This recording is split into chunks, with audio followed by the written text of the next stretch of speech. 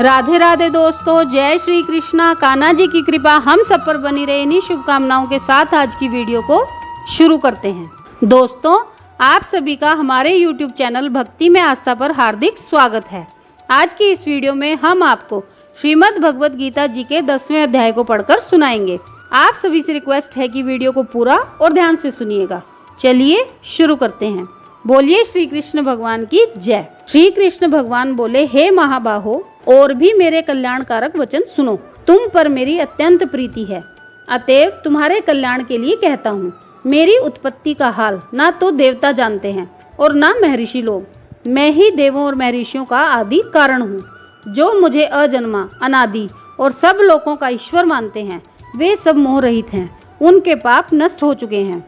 बुद्धिमान, क्षमा, सत्य, दंभ, शंभ, सुख, दुख, जन्म, मरण, भय, अभय, अहिंसा, ममता, संताप, तप, दान, यश, अपयश इत्यादि जो अनेक प्रकार के भाव हैं, वे सब मुझसे उत्पन्न हुए हैं। जो मनुष्य मेरी इस विभूति को भली भांति जानते हैं, वे निश्चय योग से सिद्ध हो जाते हैं, इसमें संदेह नहीं है।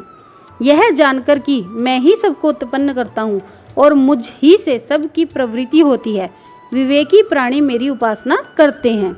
वे मुझ में अपने चित्त को और प्राणों को लगाकर एक दूसरे को समझाते हुए भजन करते हैं, सदा संतुष्ट और सुखी रहते हैं।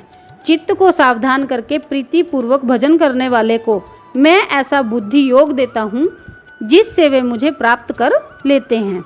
उन पर अनुग्रह करके मैं उनकी बुद्धि में स्थित हो दिव्यमान ज्ञान देता हूँ। अर्जुन ने कहा, आप पर ब्रह्म हो, परम धाम हो, परम मित्र हो, आदि देव हो, अजन्मा हो, सन्यासी हो। आपको सब ऋषि, देव ऋषि, नारद, अमित, देवज्ञ और व्यास भी ऐसा कह गए हैं, और स्वयं मैं वह आप भी कह रहे हो। हे केशव, जो आपने मुझसे कहा है सो सब सत्य मैं मानता हूँ। देवता और दानव इन दोनों ने ही आपके रूप को नहीं जाना है। हे केशव, सब चीजों के उत्पन्न करने वाले भूतेश, हे देव, हे जगतपते, हे पुरुषोत्तम, आप स्वयं ही अपने को जानते हैं। अतः आप अपनी समस्त दिव्य विभूतियों का हाल पूर्णतः वर्णन कीजिए, जिनके द्वारा आप इन सब लोकों में व्याप्त हो रहे हैं। मैं चिंतन करता हुआ आपको किस प्रकार से जान सकता हूँ। आपका ध्यान किन किन भावों से करना मेरे लिए उचित है। हे जनार्दन, कृपया अपनी माया और विभूतियों को विस्तार से कहिए। इस अमृत रूप आपकी वाणी को सुनने से मेरा मन तृप्त नहीं हो रहा है। कृष्ण बोले, मेरा विस्तार तो अनंत है, तो भी मुख्य मुख्य विभूतियों को मैं तुम्हें सुना देता हूँ। मुंडाकेश, समस्त भूतों के अंतःकरण में रहने वाला आत्मा, मैं ही उनका आदि मध्य अंत। देवों में विष्णु, प्रकाशकों में अनेक किरणों से विभूषित सूर्य, मरुद गणों में मारीच, नक्षत्रों में चंद्रमा मैं ही हूँ। मैं वेदों में सामवेद, देवों में विष्णु, इंद्रियों में मन और धृत मात्र में चैतन्य, रुद्रों में शिव, यज्ञों में कुबेर, अष्ट वसुओं में अग्नि और पर्वतों में सुमेरु मैं ही हूँ। हे पार्थ, पुरोहितों में बृहस्पति, सेनापतियों में स्कंद और जलाशयों में समुद्र मैं ही हूँ। महर्षियों में भृगुवाणी, अक्षरों में ओंकार, यज्ञों में जप और स्थावरों में हिमालय मैं ही हूँ। वृक्षों में पीपल, देवऋषियों में नारद, गंधर्वों में चित्ररथ, सिद्धों में कपिल मुनि, अश्वों में अमृत से उत्पन्न उच्चैश्रवा, गजेंद्रों में ऐरावत और मनुष्यों में राजा मैं ही हूँ। अस्त्रों में वज्र, गौओं में कामधेनु, प्रजा की उत्पत्ति करने वालों में कामदेव और सर्पों में वासुकी मैं ही हूँ।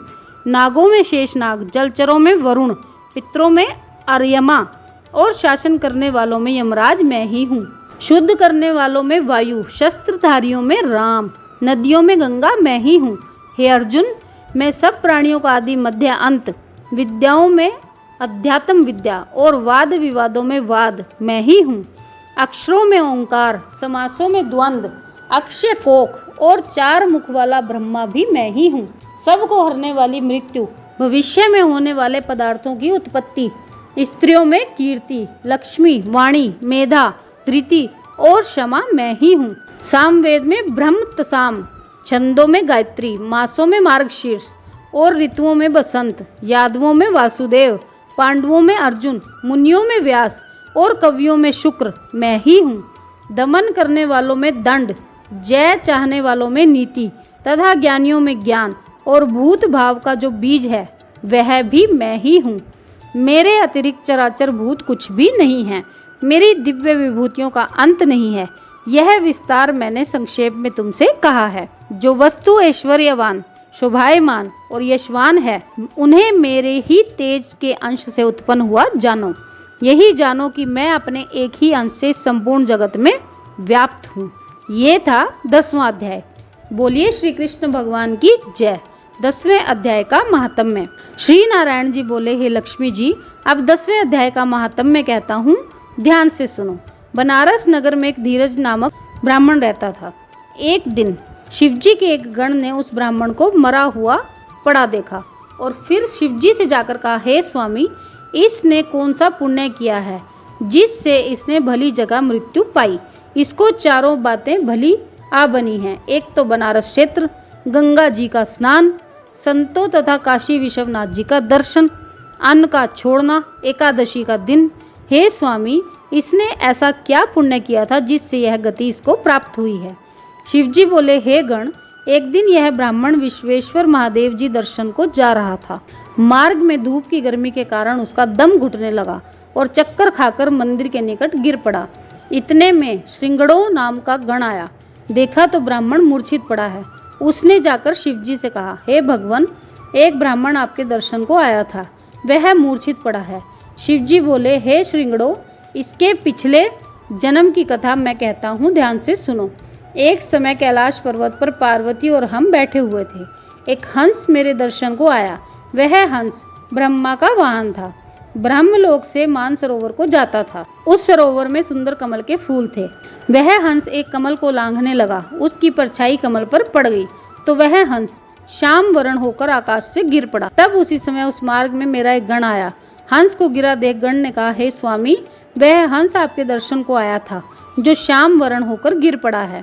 गण मेरी आज्ञा से हंस को ले आया। मैंने पूछा, हे हंस, तू श्याम वर्ण क्यों हुआ? हंस ने कहा, मैं आपके दर्शनों को आ रहा था। मानसरोवर में कमल के फूल खिले हुए थे, उनको लांघ कर आया। उससे मेरी देह श्याम वर्ण हो गई और मैं आकाश से गिर पड़ा। कारण मैं नहीं जानता। यह सुन शिवजी हंस पड़े। तब आकाशवाणी हुई कि हे शंभू जी, कमलनी से पूछो, वह कहेगी। कमलनी ने कहा, मैं पूर्व जन्म में पद्मावती नामक अप्सरा थी। उस समय एक ब्राह्मण गंगा किनारे स्नान कर गीता जी के 10वें अध्याय का पाठ किया करता था। एक दिन इंद्र का सिंहासन हिला। तब इंद्र ने मुझे आज्ञा दी कि तू जाकर उस ब्राह्मण की तपस्या को भंग कर। आज्ञा पाकर मैं उस विप्र के पास गई। उस विप्र ने मुझे श्राप देकर कहा, अरे पापिनी, तू कमलनी हो जा। उसी समय मैं कमलनी हो गई। तभी से मैं गीता जी के 10वें अध्याय का पाठ करती हूँ। उसी से मेरा यह तेज है कि मुझको लांघने वाला काला होकर अचेत हो जाता है। हंस ने कहा, मेरा यह श्याम वर्ण कैसे श्वेत होवेगा और तू इस कमल देह से छूटकर कैसे देव देही पाएगी? तब कमलनी बोली, जब कोई श्री गीता जी के 10वें अध्याय का पाठ सुनाएगा तब हमारा उद्धार हो जाएगा। तब एक ब्राह्मण ने सरोवर में स्नान कर गीता के 10वें अध्याय का पाठ किया और उसे हंस तथा कमलनी ने सुना और जिससे उन दोनों का उद्धार हो गया। तो दोस्तों, ये था श्रीमद् भगवत गीता जी का 10वां अध्याय और उसका महात्म्य। आप सबने वीडियो को ध्यान से सुना, इसके लिए आपका धन्यवाद। आज की वीडियो में बस इतना ही। कल फिर मिलते हैं एक और नई वीडियो के साथ। तब तक स्वस्थ रहिए, मस्त रहिए, अपना और अपनों का ख्याल रखते रहिए। राधे राधे दोस्तों, जय श्री कृष्णा, जय माता दी।